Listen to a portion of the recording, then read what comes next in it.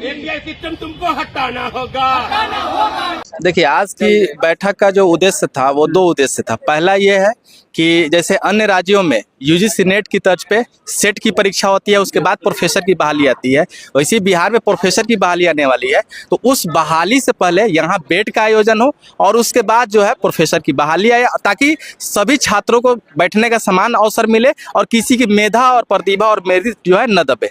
दूसरा, इससे पहले तो एपीआई के थ्रू जो होता था उसमें क्या लगता है धांधली बहुत होती थी, इसी कारण से आप लोग।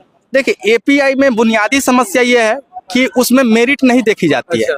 उसमें जो है किसी परीक्षा का आयोजन, किसी एंट्रेंस का आयोजन या किसी अन्य जो कॉम्पिटिटिव जो एग्जाम्स होते हैं उसके माध्यम से बहाली न हो करके उसमें जो है आपको ग्रेजुएशन और पीजी में मार्क्स पर जो बेसिस पर 40 मार्क्स प्राप्त हो जाता है। पीएचडी किए हैं तो 30 मार्क्स मिल जाता है। आप जो है कहीं फर्जीवाड़े तरीके से जो है आप अपना जनरल में कहीं पे आर्टिकल छपवा लिए तो उस पर 10 मार्क्स मिल जाता है। झूठ मूठ का कहीं से एक्सपीरियंस सर्टिफिकेट बना करके उसमें आप जो है लगा दिए तो 10 मार्क्स मिल गया। ओवरऑल टोटली जो तरीका ही है ना, ये मेरिट को दबाने वाला, मेरिट का कत्ल करने वाला है।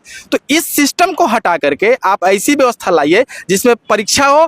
आप जो है भले ही यूजीसी नेट पास, हम भी यूजीसी नेट पास है, पीएचडी होल्डर है और जो है पीजी किए हैं, सब लोग एक साथ बैठे परीक्षा में और उसमें मेरिट न दबे और सबको समान अवसर मिले और परीक्षा के माध्यम से प्रोफेसर बने, ताकि जो है जैसे आप जाइएगा कॉलेजेस में बिहार के तो वहाँ पे जो है गाय और भैंस चरती मिलेगी, तो वहाँ पे चरता हुआ कोई न मिले, पढ़ता हुआ मिले। उसके लिए जो है मेरिटधारी जो है प्रोफेसर का होना जरूरी है। और बिहार की बदहाली तभी दूर हो रही है। उच्च शिक्षा में जो है हमारा बिहार इतना पीछे चल रहा है, रिसर्च में इतना पीछे है, उसके लिए प्रोफेसर जिम्मेवार है, एपीआई सिस्टम जो है जिम्मेवार है। तो इस सिस्टम को रद्द करके इसके बजाय जो है परीक्षा का आयोजन हो। और बिहार जो है विश्वविद्यालय सेवा आयोग है, ये टोटली करप्ट आयोग है, इसकी जो है सारी जिम्मेवारी बीपीएससी को सौंपना चाहिए ताकि पारदर्शी तरीके से परीक्षा हो और जो है सबको समान अवसर। यानी आप लोग भी असिस्टेंट प्रोफेसर में पारदर्शिता का मांग कर रहे हैं? पारदर्शिता का मांग होना ही चाहिए। देखिए, नया बिहार बनाना है, बढ़ता हुआ विकसित बिहार बनाना है, तो उसके लिए आपको मजबूत शिक्षा व्यवस्था चाहिए और हायर एजुकेशन में आपको टॉप करना। अब देखिए, शिक्षा मंत्री को बेस्ट शिक्षा मंत्री का अवार्ड मिला है,